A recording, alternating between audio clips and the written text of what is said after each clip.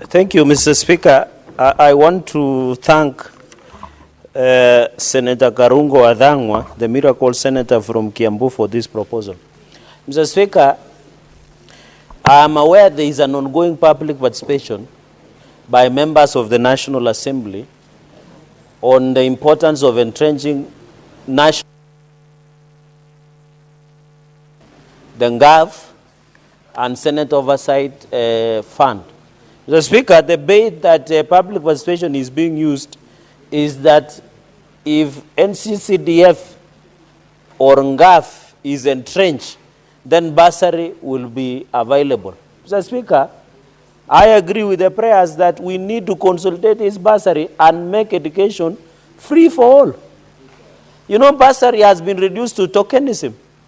If you support an MCA or a governor or a member of National Assembly or a women representative, Mr. Speaker, you are given bursary. Why is it that out of 656 billion that is allocated to education, we still have many children who cannot access education in this country? Those are the hard questions, Mr. Speaker, that we must ask ourselves.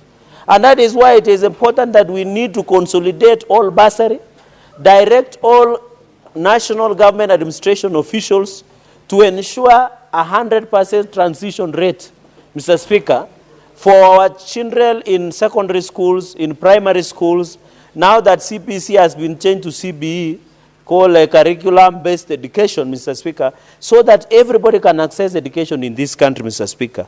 Therefore, this issue of bursary has been reduced and weaponized for campaign political tool, where members of National Assembly, NGAV, and governors are using it. In fact, Mr. Speaker, are you aware governors nowadays, and I don't know, Mr. Speaker, during your era whether this was possible, and when Senator Roba, where they want to use bursary as one of the key development achievements. While I agree human development capital is very critical, Mr. Speaker, it should not be the only yardstick that members of Council of Governors, the governors, members of National Assembly and the government, Mr. Speaker. In my own opinion, I am surprised there is a public participation to entrench. This is making education costly, Mr. Speaker. We must agree that the planners, Mr. Speaker, every day, every function I go to Nandi, you must meet one or two parents or a number who want support to education in terms of payment of school fees. Where did we go wrong? And I think the silver bullet in all this, Mr. Speaker, is consolidate the entire bursary fund. Make education free and compulsory education for all Kenyans, Mr. Speaker, so that it becomes easy. And that is why even I saw some people saying Senate need oversight.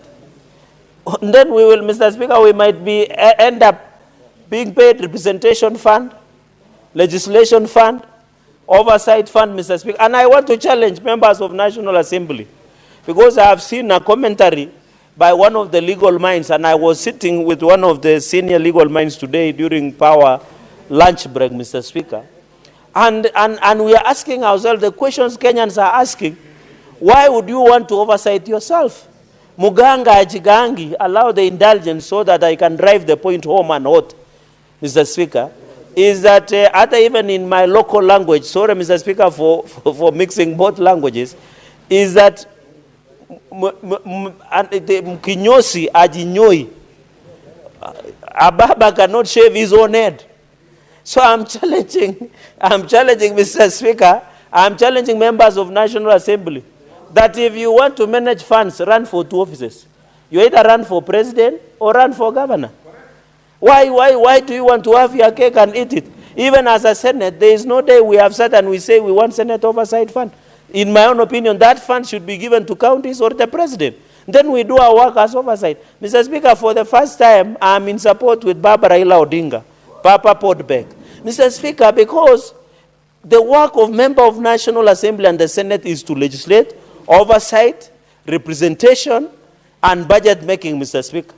Mr. Speaker, I don't know, you need to know whether Senator Edi has bought shoes, because the last time there were people without shoes in Migori, Mr. Speaker. Mr. Speaker, what I'm saying, Mr. Speaker, that let us be honest, Mr. Speaker. If you want to manage funds, if you want to develop, sorry, Madam Speaker, run for offices that have such funds. Why trouble Kenyans? Mr. Speaker, with the constitutional amendment. This is not the right time to amend the constitution as a country. We must be careful in this country that what we did wish, if we wanted an hybrid on prior presidential system, and that is why would we want to give bursary as politicians, just to allow political patronage, to enslave our children, Mr. Speaker, to fight to ensure our children are given because, Mr. Speaker, and I've had the small towns in the villages, you get somebody say, so and so I did not get bursary because I didn't vote Mheshimiwa in. Mr. Speaker, we must be honest that this issue of bursary, we must consolidate, Mr. Speaker. I wish and I pray at the end of this debate on this consolidation, the Committee of Education, led by Senator Monted and members who are in this House, should come up with an amendment to the Education Act, Basic Education Act, or the education laws that we have in this country and consolidate all the bursary, bring quantification, and I'm happy the miracle senator is here. I don't know whether he's still miracle or not. Mr. Speaker, the point so that we can consolidate all the bursary and account for 656 billion, Mr. Speaker. You know the political formation he is in with nowadays is no longer miraculous. Mr. Speaker, and therefore, under Article 53 of the Constitution, Mr. Speaker, we must ensure that these young people, a number of them, Mr. Speaker, they cannot, like for example, in secondary, tertiary, even as we talk, Mr. Speaker, our students in KMTC, Kenya Medical Training Colleges, Mr. Speaker, they need also bursary. But how do we do it? Let us make education free and compulsory from preschool all the way to the university and colleges. So that we stop, Mr. Speaker, even higher education loan board. We collapse higher education loan board so that we don't bring discrimination as envisaged under Article 27 of the Constitution of Kenya.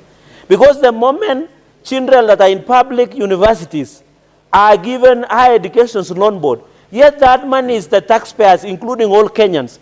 Yet children in private universities are not given higher education loan board, Mr. Speaker. It casts aspersion and the shadow, Mr. Speaker, of discrimination in our society, Madam Speaker. It casts aspersions on discrimination of our children that access higher educations in this republic. Mr. Speaker, on the issue of capitation, that is prayer number 3.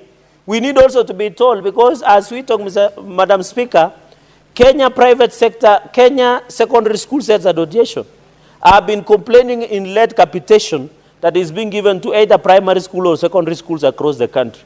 We must calculate so that